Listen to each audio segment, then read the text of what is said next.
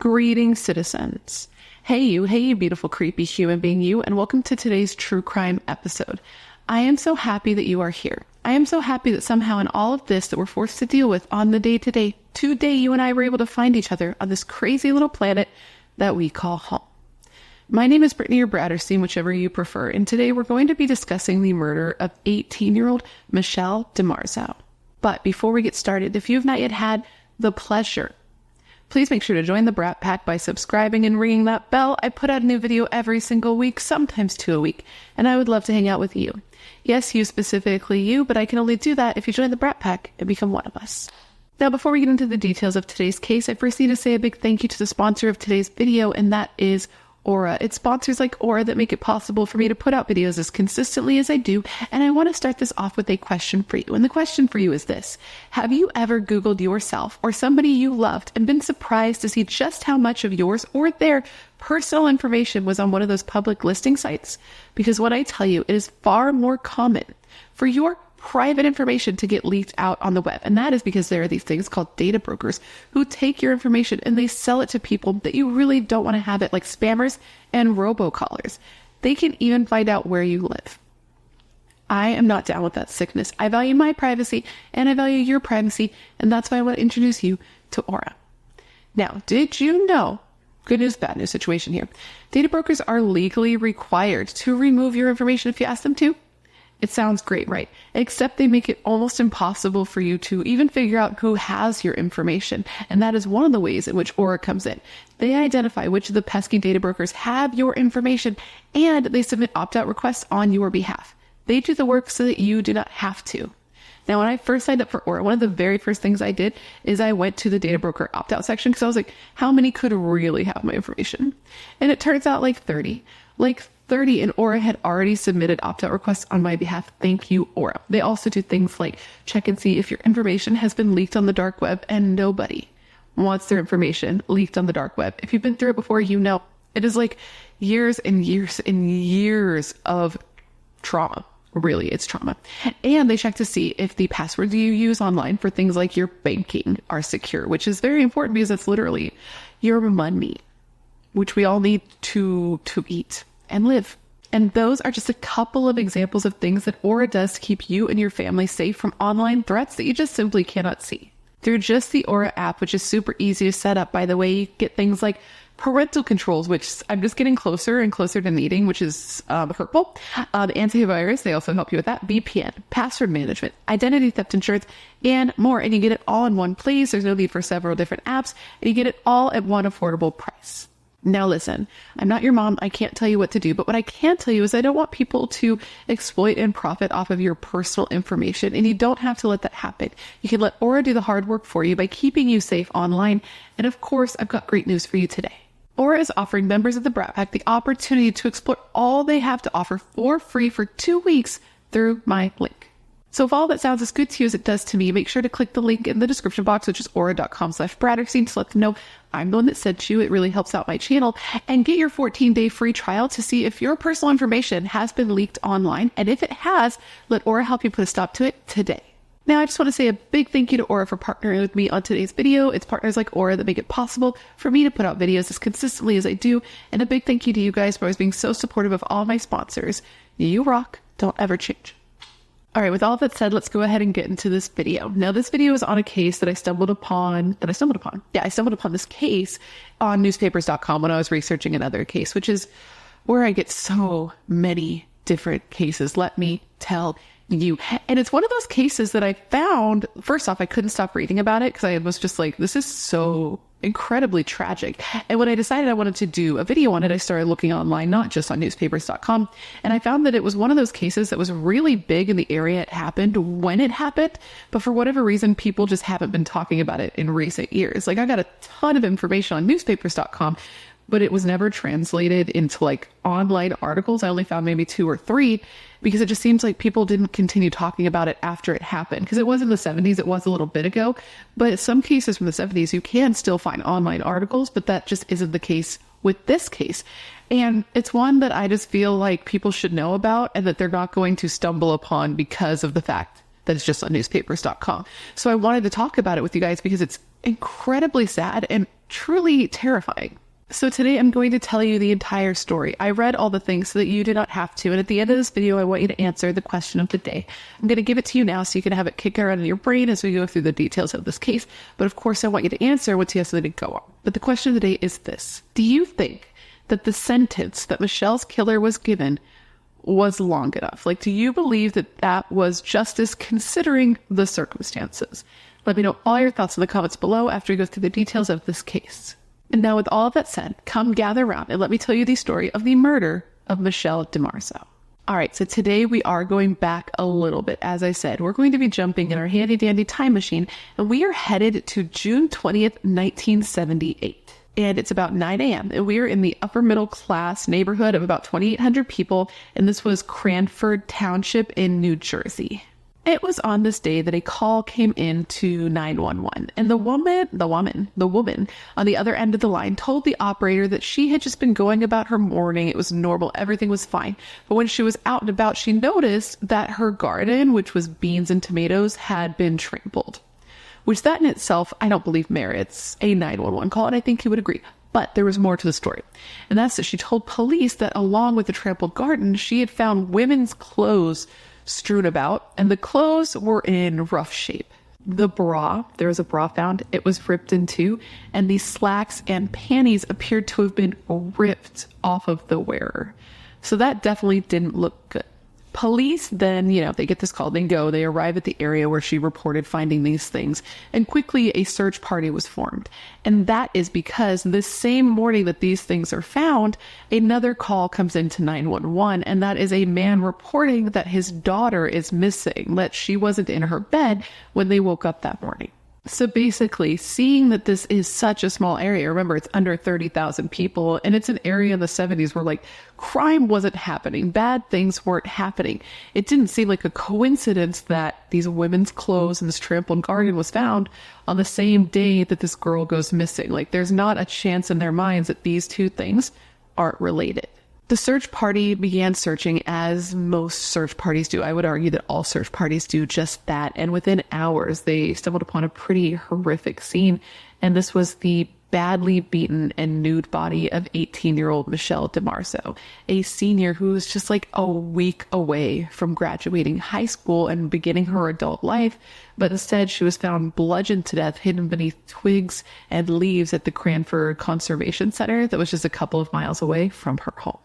Michelle Camile DeMarzo was born January 16th, 1960, and she was the youngest daughter of 4. She and her sisters, Patricia, Denise, and Lisa, were born to her mother, Rose, whose profession was left out of the media because I guess it's the 70s and, she was a woman, and her father, Patrick, who worked in insurance.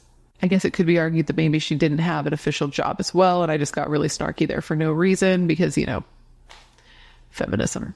Reportedly, Michelle came from a good home. She came from a loving home, the type of home that had like giant Sunday Italian style dinners and weekly dinners every day at 5 p.m. I guess her mom was like a huge cook, loved to cook. That was her love language, with her other daughter, one of her other daughters, I can't remember which one it was at this point, saying that you could taste the love in every bite of their mother's food. Now, because this was so long ago and the only sources we have are newspapers, there really isn't that much information on Michelle's early life. Like I was able to get a little bit, but there just weren't very many interviews from people who knew her and loved her that were reported on newspapers.com. But what I could tell you about her that I was able to find is that she appeared to be just very nice. She was said to be the type of girl who always wore a smile on her face and always had a hello to say to anybody that she encountered.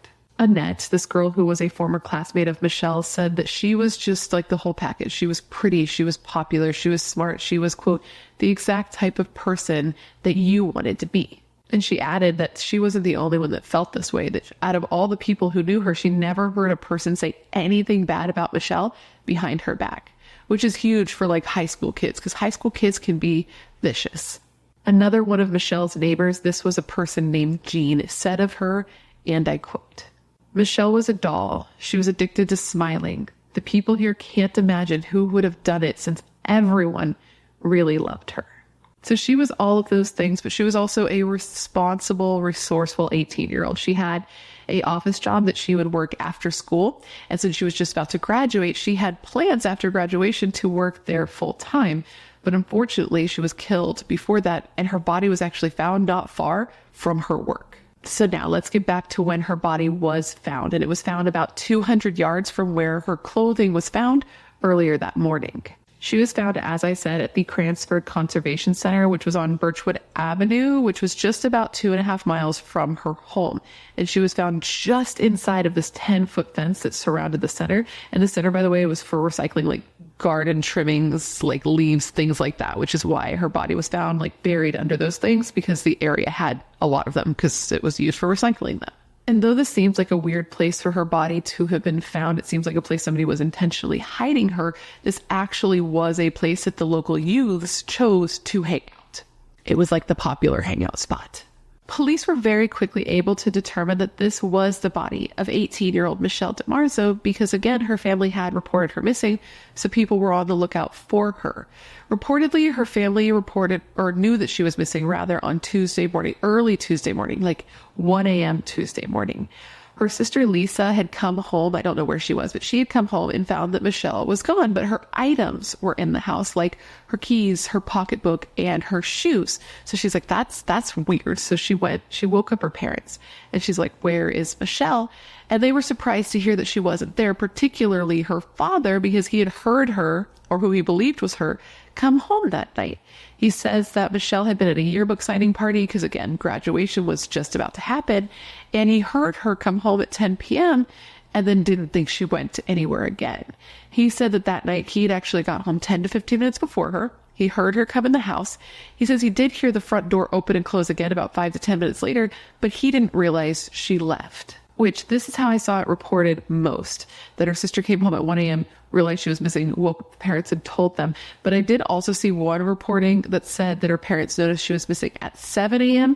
That could have been when they actually called the cops. There wasn't a lot of clarity there, but either way, the cops were called that morning. Now, this case progressed very quickly, with the autopsy even reportedly being done by Wednesday the 21st, which would have been less than 24 hours later. And we know this because the Cranford Police Department, like the chief, came out and made a statement about the autopsy that day. He said that Michelle had been struck on the left side of her head with a blunt object, and though her body had, quote, many other wounds, her cause of death was shock and bleeding from the blow to her head and the internal bleeding. And of course, the manner of death was homicide. Next to her body, police also discovered 2 poles. They were called poles, but I don't believe that's actually what they were based on what I read later. And one of them reportedly had a reddish-brown stain on the end. And he told the media that these were recovered, but he said at the time that this may or may not have been the murder weapon or weapons. Pretty vague in the beginning. It was later determined that a tree branch and a strip of wood from like a fence, like a picket fence, had been used to sexually mutilate Michelle's body after death, with the medical examiner preemptively saying that this was the most brutal rape that they had ever worked on. Now, I say preemptively because police came out later and said that Michelle actually wasn't raped. She was sexually abused and mutilated, but she wasn't like penetratively raped. Now, this was a rough scene. Like, the detective who was working the scene later gave an interview where he said that he had worked a lot of horrific crime scenes, but finding Michelle's body and the condition it was stuck with him in a way most cases don't. And he often found himself thinking about how horrific it was and how unbelievable it was that somebody could do this to somebody that they claimed to have loved. Now, this is because I haven't mentioned this yet, but police were operating under the assumption that Michelle knew her killer. They said basically the options they had here is that Michelle had returned home from the yearbook signing and was abducted before she even made it into the house, or that she had came into her house and then was abducted. And since her father was home and didn't hear anything weird, they were operating initially under the former being true. And this was just a shocking theory for them to work under at all in this time. Like, the lieutenant said that he had been working in that area for 25 years and it only had maybe 1 or 2 domestic style murders and never a quote street murder like Michelle's. I guess this was actually the first murder committed in this area in Cranford in like almost 10 years. The last murder had been in, I believe it was 1967. Though what's surprising is that it had been so long since there had been a murder, but it wouldn't be the last murder to happen super quickly to when Michelle's happened, because just, I believe, 6 months later, there was another murder in the same area. It's so insane. I guess this 30-year-old woman, Christine Lorio, was found in her home, which was located at 301 Stoughton Avenue, and she was partially nude, bound, and shot to death. Her husband, I guess, had been out most of the day. He had come home for lunch in the afternoon, but then was out at a company basketball game in Morristown and got home at about 11 p.m. to find her face down in their bed with 2 gunshot wounds. An autopsy was performed, and it was found that she had been dead since about 6 or 7 p.m. She was partially nude, and she had 2 gunshot wounds, as I said, 1 to her temple and 1 to the top of her head. And though she was nude, as I said, or partially nude rather, they did not believe that she had been sexually assaulted, which I always have beef with that kind of statement. I don't know why. Maybe you would agree here. But whenever I hear about a case where a woman is nude or partially nude and it does not appear that she was sexually assaulted, I'm always like, but how can you really know? Again, I'm not a doctor, right? I'm not a scientist. I don't know. But how can you prove that she wasn't touched just because it wasn't like a violent penetrative act? You know what I mean? Like, she is partially nude. Michelle was nude, which obviously Michelle's was a sexually motivated crime. There was something sexual there. But how can you say that this wasn't sexual in nature when she's found nude? It's just, this is always what goes through my head when I hear about that. It's like, how do you know? But anyways, in this case, there was no suspect, there was no murder weapon, though they did believe that it was a 32 or 38 revolver. There was also nothing stolen and no sign of forced entry, which was odd because there was a window in the back of the split level home that apparently was broken. But they weren't treating it as a possible sign of forced entry or a possible area that somebody had gained access to the house, which just leads me to believe that either the husband told them that that window had been broken previously, or there was like dust or something that showed that it wasn't newly broken. Now, this all just seems so random, but I'm telling you about it because I stumbled upon Christine's case while I was researching Michelle's cases because they happened so close together and they lived like just about a mile away from each other. It's just crazy how often you hear about other cases when you're researching a certain case. I've told you that's how I find so many of my cases, because you'll be reading about one thing and at the same time something else is happening that you could start reading about. Like, when I was researching Michelle's case, I also found an article about Mary Vincent, who I covered forever ago. Do you remember the girl who was, I think she was like 15 and she was hitchhiking and she was picked up by that guy, Larry, I think was his name. Doesn't matter. But he picked her up and he raped her and he like cut off her arms and threw her off a cliff and she survived. Do you remember that? I found an article on Mary Vincent's case in the same newspaper while I was researching Michelle's case. But back to Michelle's case. In the early hours after this happened, people were freaked out and they would remain freaked out. But like in the beginning hours, the fact that this murder had happened and the fact that the person was still out there uncaught really rocked this, quote, sleepy suburban community. With one neighbor saying, quote, "This neighborhood is in a state of shock. We want to know what kind of person did this. People around here are not going to feel the same until they get the killer." Once it was reported what had happened, people were so interested. I was going to say nosy, but they were very interested. Like, people clustered in the streets to try to get a look at what was going on. And then once they found out, people like hid in their homes behind their curtains, probably because they were embarrassed maybe, or didn't know what to do to support this family. And the family was super private in the beginning. Like, they stayed inside their house, they kept their curtains drawn, and they didn't speak to reporters. Michelle's neighbor, who lived across the street from her and her family, said that after hearing what happened to her and knowing nobody had been caught, he actually loaded his gun. He had a .357 Magnum, and he said this is something he never did, but knowing that person was out there and knowing like they had no idea who this was, they just didn't feel safe. It was just very hard for people because Michelle was a very loved, typical teenage girl, like very many other very loved, typical teenage girls that were in the area. Like, she could be anyone's daughter. But she was gone, and she was buried at St. Gertrude's Cemetery and Mausoleum in the colonial section of Woodbridge just 5 days before she was scheduled to graduate high school.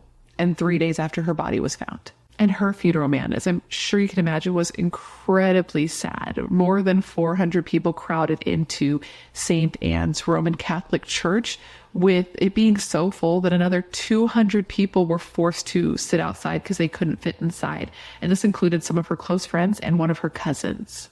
Several of Michelle's friends were inconsolable. They cried. Some of them even left because they couldn't handle it. And her family, who had to be there, obviously they can't leave, even though they probably can't handle this either. Her parents and her sisters were just flocked by friends and relatives. The reverend who gave her 10-minute eulogy said in part, and I quote, "The two predominant emotions we feel at this hour are grief and bewilderment. Michelle, who is beautiful, energetic, and vivacious, was taken from us after so short a time. Let not the shower of today darken all our tomorrows." He told them not to try to understand the death of Michelle, because how could one understand something like that? And he told them to instead just accept it and rely on their faith in God, saying, quote, "The fact that thorns exist does not cancel out the fact that roses exist. The search for explanation is futile." After the service, she was taken to be buried. And as I'm sure you can imagine, it was in a very emotional time. Her mother actually had to be physically helped away from the gravesite because she was in hysterics, just sobbing, saying over and over, "It's not fair. It's not fair. She shouldn't be dead." Which is just incredibly sad. They really just needed to, this person just needed to be caught. You know what I mean? What they did was so horrifying and life destroying. So, with that, let's get into the investigation.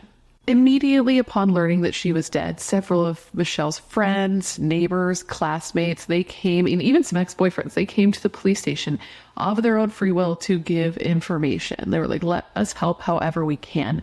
And there was also a tip line set up that was specifically for tips about Michelle's case. And all of this was super helpful because, again, police were believing that the person who killed Michelle knew Michelle. And it turned out that they were correct. The person that police were zoning in on was a 19-year-old man named Neil Constanzo. He was a big guy. He was 5'11" and 200 pounds. He was reportedly good looking, but to that I have some questions. He had gone to the same high school. He'd gone to and graduated from the same high school as Michelle, Cranford High, and he was a football player opposite her cheerleader. He had graduated the year before, being described as an average student who was particularly interested in graphic arts. He pursued that field for a year after graduation at the Union County Technical Institute and Vocational Center. And in the months leading up to the murder, he worked at an advertising agency in Union, running a small offset printing machine. And his boss said that he had, quote, "a good work record and was a friendly and decent chap and got along well with most of the people there," end quote. I mean, he even played for the company softball team. So he seemed to be just a normal guy. In some ways. And in some ways not, which we'll get to. Now, like with Michelle, there isn't a ton of backstory on Neil either, because again, this was such a long time ago and people didn't come out and talk about him much, so they did a little bit. We know he came from a modest home where he lived with his mother, his grandmother, his sister, and his two brothers. He did have a father, but his father died when he was just 9 years old. And according to one neighbor who did not want to be named, Neil took his father's death particularly bad, which, I mean, he was 9 years old. I would say that's to be expected. My nephew's 9 years old, and I can't imagine him losing somebody he loved and taking that well, personally. He had a paper as a kid. He was a football player. He was the type of kid who's very friendly, very polite, described similarly to Michelle, where he always had a hello for anyone that he saw. He was just typical in a lot of ways. He had recently bought himself a new car, a Camaro, as one does, and he wasn't home much because now he had wheels. He could go and be other places. Now, the reason police were looking at Neil is because he knew Michelle. They had known each other for about 4 years, and in addition to knowing each other, they had dated each other pretty seriously for 2 years. High school sweethearts, went to prom together, all that, and seemed to be in a pretty serious relationship, at least from his point of view. It was serious. Until the August before she was killed, when she ended the relationship. Now, the August before she was killed is when they broke up. So that's like 10 months, which seems like that's enough time between the breakup and the murder for police not to be immediately zoning in on Neil. But the reason they were is because remember that anonymous tip line that was set up? Well, when it was set up, a tip came in that told them they should look at Neil. And in addition to a call naming Neil specifically, they also got several calls from people saying that they saw his car, a 1978 Camaro, parked near the area where her body was found.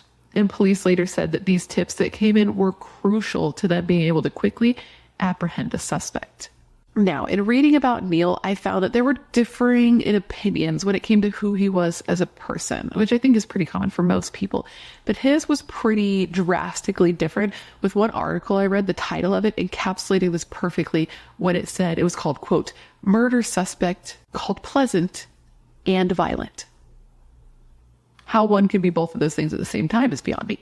One resident who knew Neil, who chose to be nameless in the newspaper publications that I read, said that Neil was the type of guy who would get angry very quickly, and he would first hit things, and then he would hit people.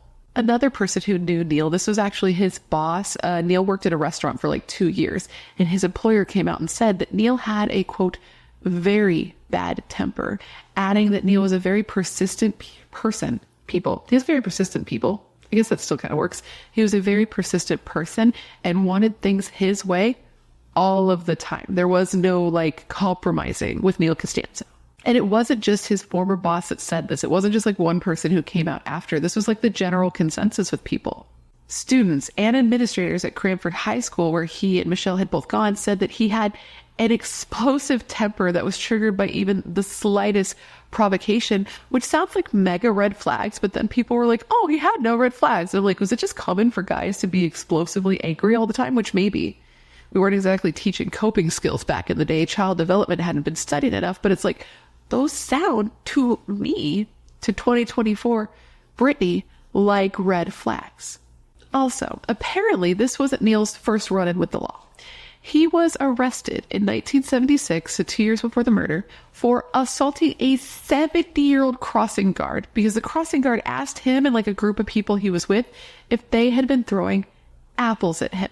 Reportedly, Neil, at that question, freaked out, attacked this guy, ripped his shirt, punched him in the face, and left this 70-year-old man a, quote, bloody mess.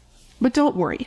The principal did ask Neil about this later, and Neil at that time was very calm and very apologetic for what he had done, for leaving this old man a bloody mess. I have issues with people who hurt old people. I think I've talked about this, but it really just pisses me off. When I picture anybody hurting, oh God, I can't even get into it. It makes me so mad. So that's who Neil Constanzo is. But there were two distinct sides to him, and some people never saw this incredibly violent side and just saw this other side of him. Other people got to see the version of him that he was after graduation when he was at the Union County Technical Institute and Vocational Center, remember, for graphic design. I guess he was winning awards for his graphic art, one for excellence, and then a fourth place one for like a statewide competition.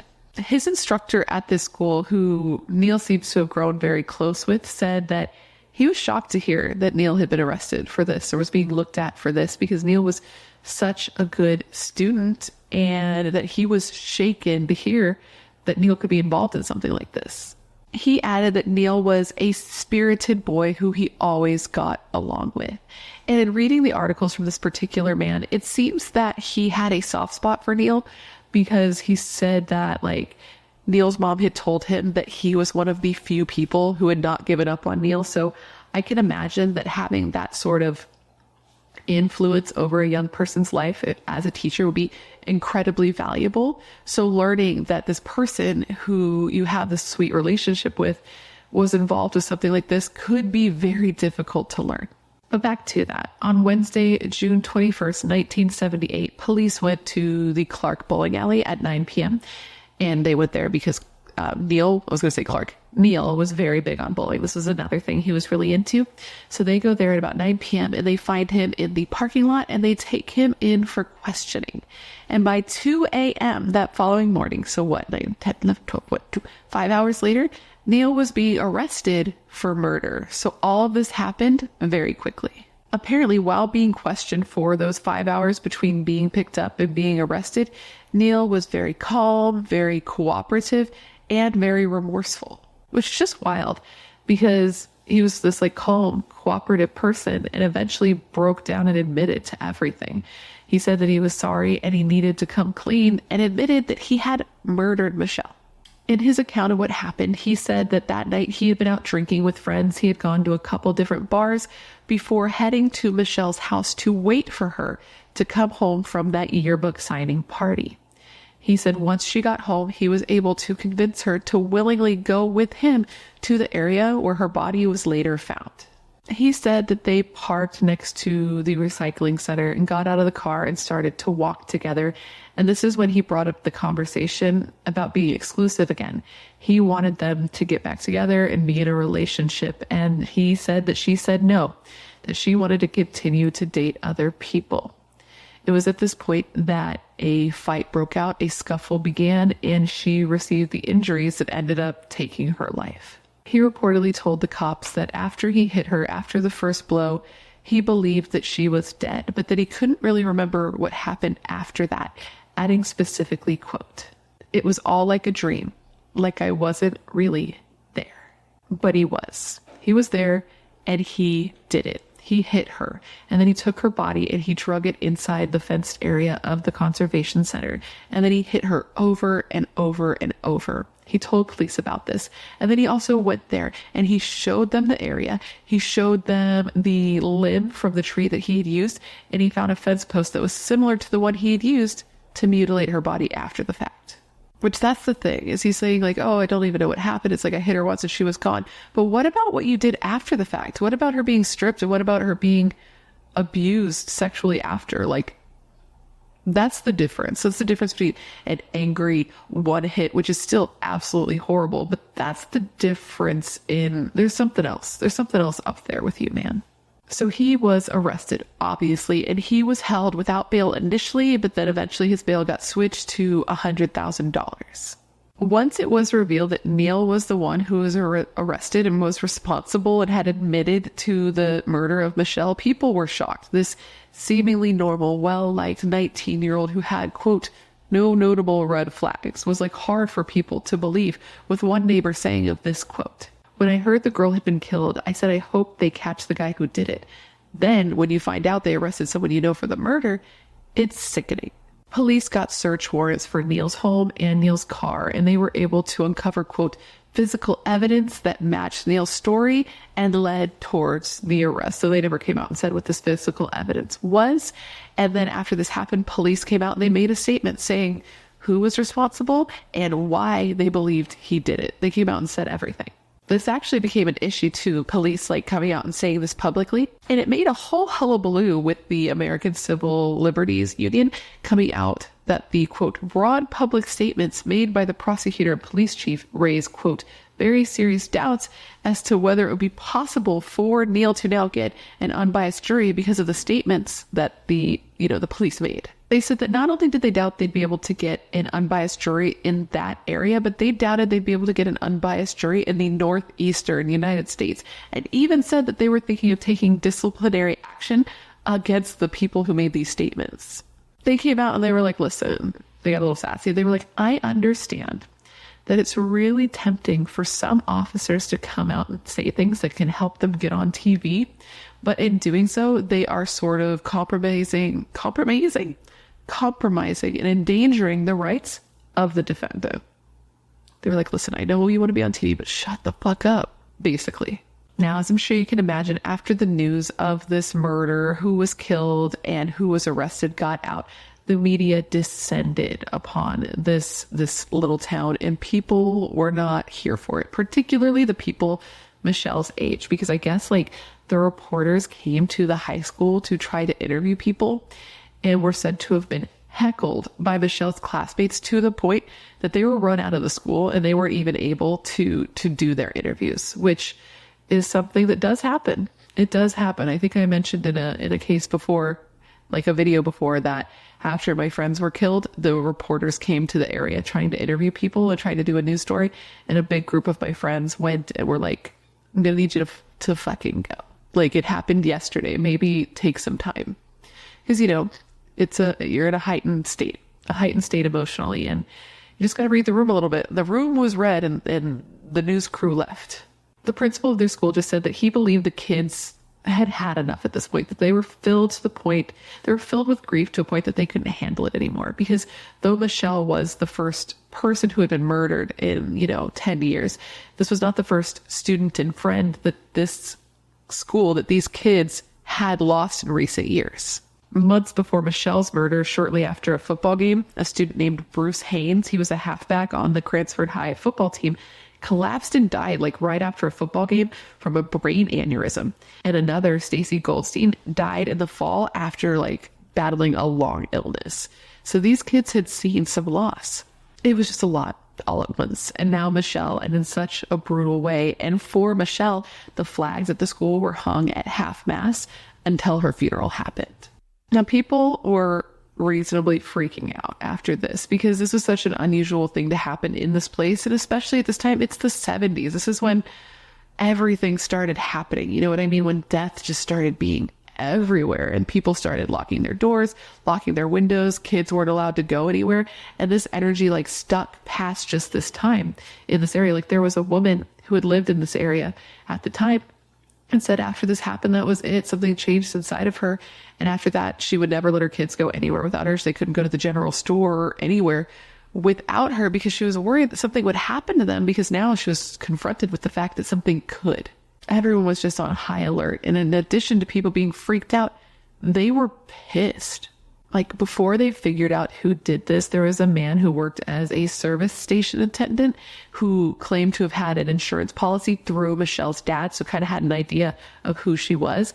And he said of the killer, quote, "If I could get a hold of the guy who did it, he'd be dead too." And it wasn't just him. There was another neighbor who chose to remain nameless. There were a lot of people who did not want to be named in this case. But this person was a parent of another Cranford High School student whose kid had actually just gone on a trip to New Jersey. Or no, they're from New Jersey. No, yeah. Cranford, New Jersey? Yeah. Who had gone on a trip to the Jersey Shore. A big group of kids went. Michelle was there, and so was this person's kid. Well, she came out and said of the murder, quote, "There's not a child in Cranford High who wouldn't go after this guy if we knew who it was." Which does seem to be true, because kids at this school who did two things, one very productive, which was to raise money for Michelle's family. They raised $100 for Michelle's family after she was killed. They also made signs, which they displayed, that said things like, quote, "Death to the killer." Many kids were vocal in the fact that whoever did this should not be allowed to live, should get the death penalty, which there was a little bit of an issue with the death penalty at this time, and we will get to it. But basically the mindset was that somebody who could do something this horrific to another person did not deserve to live. And actually, I know I said we'll get into it eventually with the whole problem with the death penalty thing, but actually let's just get into it now.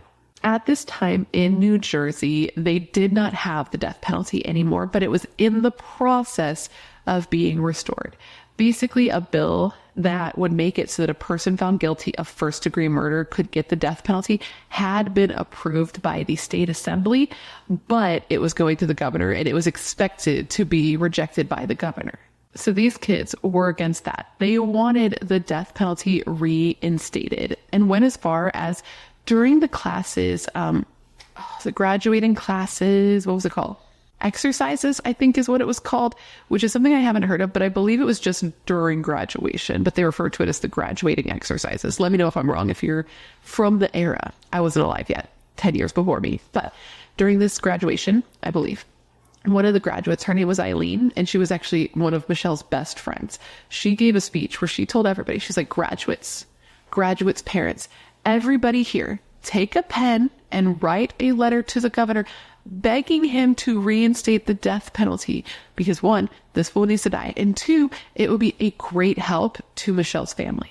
And speaking of this friend, Eileen, she and another one of Michelle's closest friends, Anne, actually read a poem during the graduation ceremony for Michelle, saying that they had written it and that they had never gotten a chance to read it to Michelle before she was killed. I don't know if they wrote it before she was killed. I don't know if that's a thing for people to write poems for their friends when they're alive. Maybe it is, but they said that they wanted to read at the graduation. So maybe somewhere out there, Michelle would hear it and know how much they loved and how much they missed her.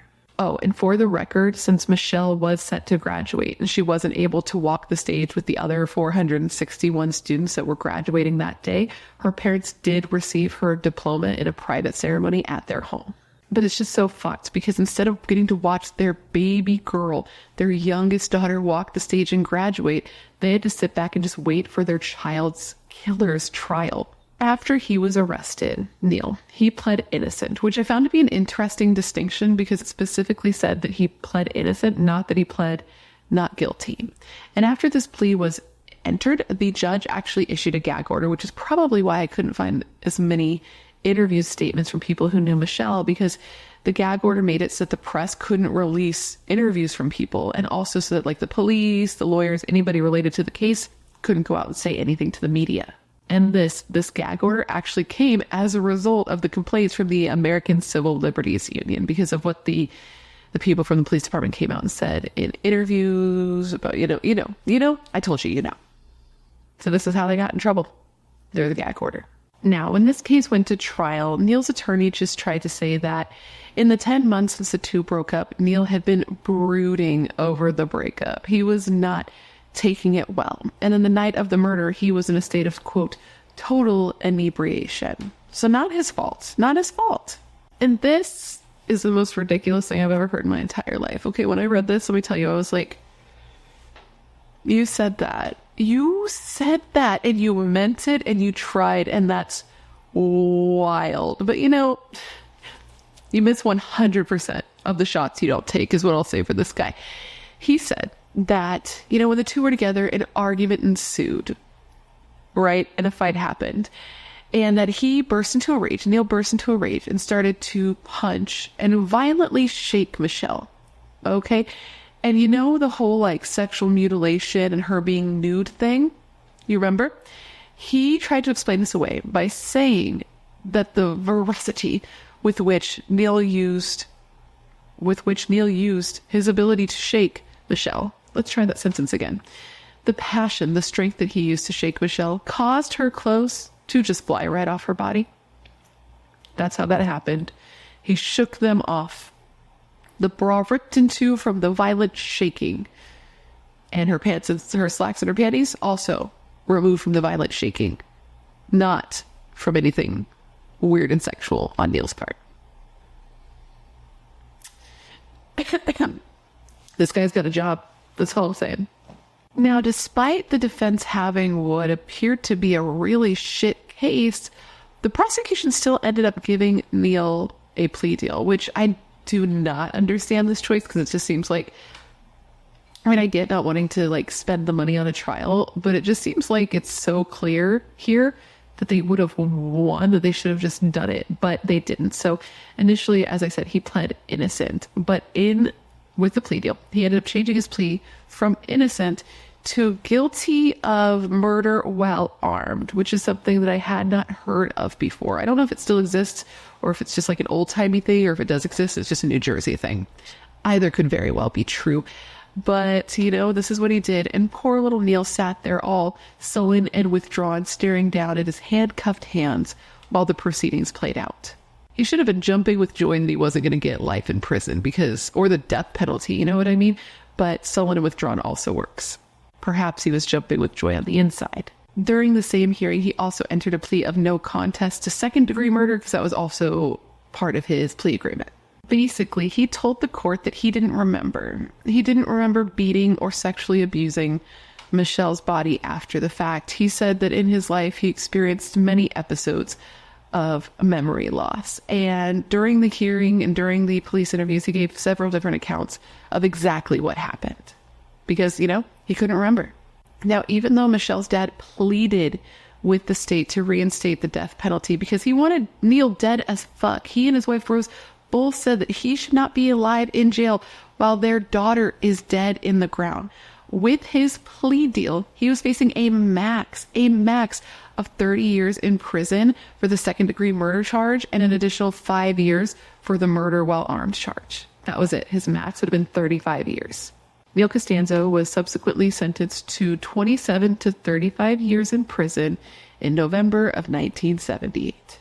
Now, as he was being sentenced for the murder, Michelle's friends and family members had trouble containing themselves, which I totally get. He was getting off very easy here. And they started screaming obscenities like, he's a murderer and rot in hell. And the guards, like the bailiffs, what are they called? The police that were in there, the bailiffs, yeah. They actually had to restrain Michelle's mother, Rose, after she like freaking charged at him, screaming that her child was murdered like an animal. So Neil Constanzo was sent to jail to start serving his 27 to 35 year sentence. And within no time, he was up for parole. Like, I believe he was first up after just 7 years in prison. And listen, he was denied parole. He was denied parole twice, but it wouldn't stay that way.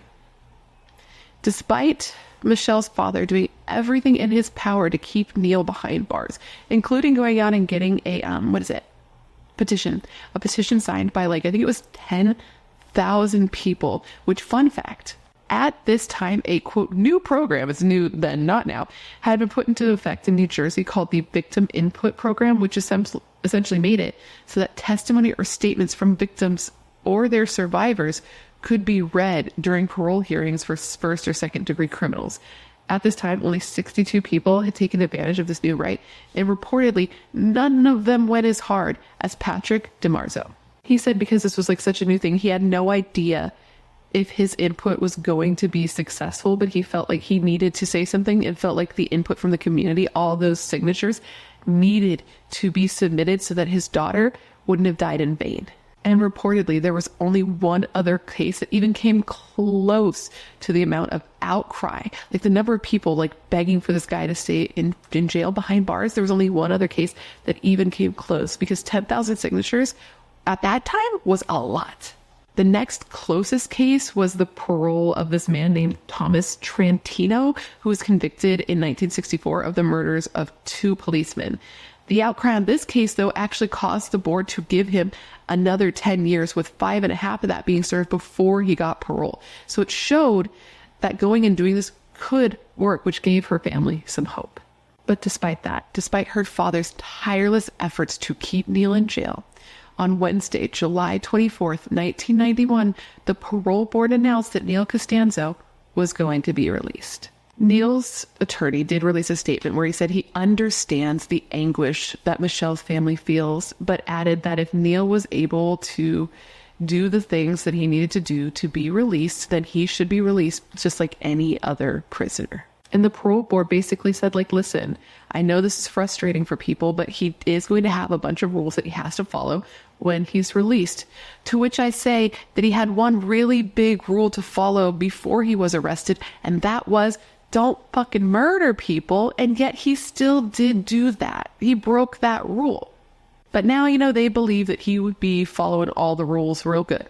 He had several stipulations that he had to follow, like that he had to submit to random urine testing, attend AA with a sponsor because he claimed that he was so drunk when he killed Michelle, undergo mental health counseling, participate in the Bureau of Parole's intensive supervision surveillance program, and comply with conditions of the program. And he was ordered to have absolutely no contact in any form with Michelle's family. With that, after nearly 13 years in prison, Neil Constanzo was paroled on Tuesday, January 21st, 1992. He was 32 at this time, and he was being released to an undisclosed location in southern New Jersey. Now, Neil initially planned to live with his brother, Daniel Constanzo, in Lee Stanton's section of Reddington. His brother's house was near the general store and a post office, and was right across the street from a playground. So people in the area, when they found out, they were not happy. I read an article about this that just so showed the times to me, that basically said, there will be no casseroles brought to Neil Constanzo's door. There will be no neighbors rushing by to welcome him to the neighborhood. And I'm like, how 70s is that? Or actually, wait, it was 90s by this point. I guess it's not that 90s either. I take this all back. I was going to say, how 70s? Have you ever had a neighbor come to your door and welcome you to the neighborhood? Because I can tell you that I have not. That would be odd to me, to be honest. I'm from LA, though. People don't talk to each other. But it was true. People were not happy. People were saying that they were going to be keeping close eyes on their kids if this creep was going to be released into their neighborhood. husbands and fathers were saying that they were going to be worried for their wives and for their kids. And I guess the prosecutor's office was inundated with phone calls with people just wanting to know what was going on with homeboy's parole. Now, Daniel Constanzo, his brother, ended up rescinding his offer. He's like, listen, people are pissed. I don't really want to deal with this, so I'm sorry, but I'm not sorry. You just can't live with me. And because of this, because of him rescinding his offer, because the public vehemently rejected this idea, Neil, though he was technically paroled, he couldn't leave yet because he had nowhere to go. Well, that and the fact that, remember, he was supposed to join that intensive supervision surveillance parole thing. Remember I mentioned it? Well, they didn't actually have room for him there, like to enter this class, and he had to be a part of it in order to be paroled. So they're like, you're paroled, but you have nowhere to go and you can't get into this because it's full. So you kind of just got to sit around in jail and wait.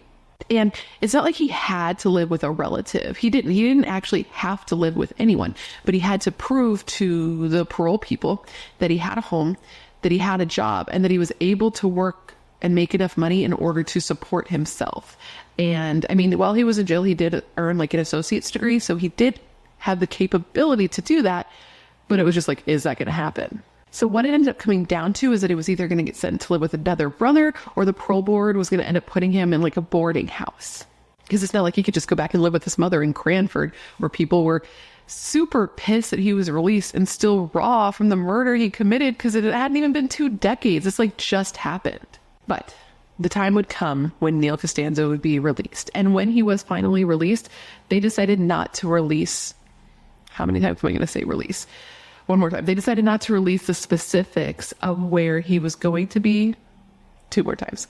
Released because of the public outcry from the community when he was going to be sent to live with his brother, Daniel.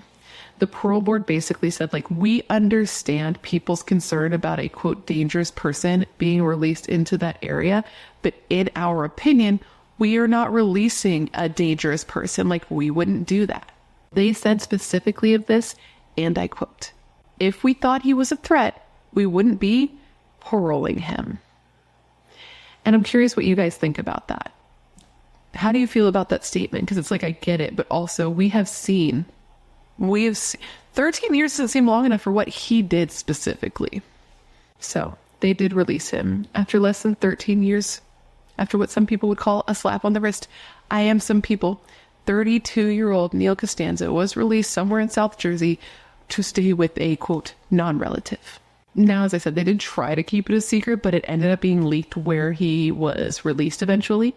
And it turns out the place where he was released was identified as being, okay, I'm going to try to say this, Gloucester, I'm going to put it on the screen, Township, because later an article was written where the police chiefs in that area, the one chief in that area was pissed that Neil was released to their area, because I guess all the other places that Neil was going to get released to, people had an outcry, the police chief had an outcry, and he wasn't sent there. But this police chief, I don't know how he didn't find out, but reportedly he didn't find out in time and wasn't able to stop it until Neil was like already there. And the chief was like, I didn't even get a chance to reject him before he was just released out into the wild. So that's that. He was released to go out and live the rest of his life. Only 32 years old when this happened. And I don't know where he is. I don't know what he did. I don't know if he changed his name. I couldn't find anything on him. And I mean, I don't even know if he's still alive. He could very well be, if I did my math correctly, he'd be in his 60s. So he could very well just still be living his life out there after all this happened. And Michelle is not.